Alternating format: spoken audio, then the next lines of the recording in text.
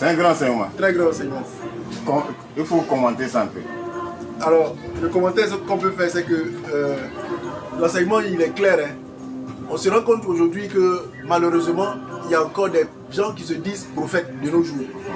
Alors que quand on écoute l'enseignement, on se rend compte, en principe, on ne devait même pas entendre parler de prophétie aujourd'hui, mais d'évangile aujourd'hui.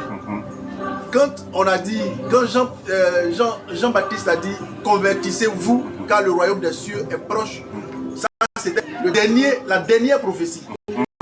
Et dans cette dernière prophétie, il y a beaucoup de leçons à tirer parce que quand il dit convertissez-vous, la conversion en elle-même, c'est ça qui représente le baptême d'eau.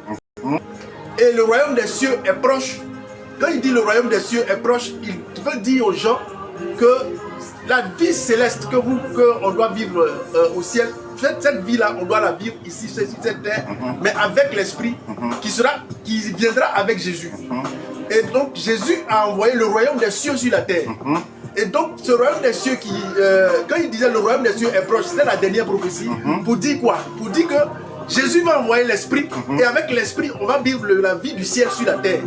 Et donc on n'a plus besoin de prophétie et on n'a que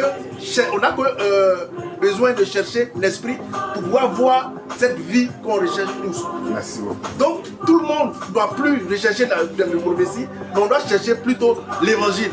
Et c'est cet évangile-là que Saint Jean a dit, la lumière est venue dans le monde et le monde ne l'a point reçu. Mais à ceux qui l'ont reçu, il a donné le pouvoir de devenir enfant de Dieu. Merci. Donc c'est cet évangile-là que tout le monde doit savoir chercher. Merci.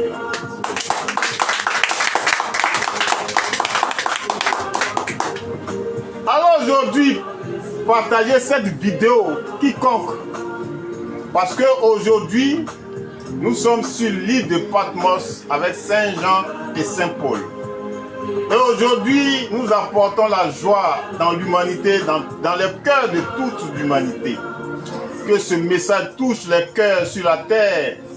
Parce que Jésus, il est un sanctificateur. Jésus n'est pas un prophète.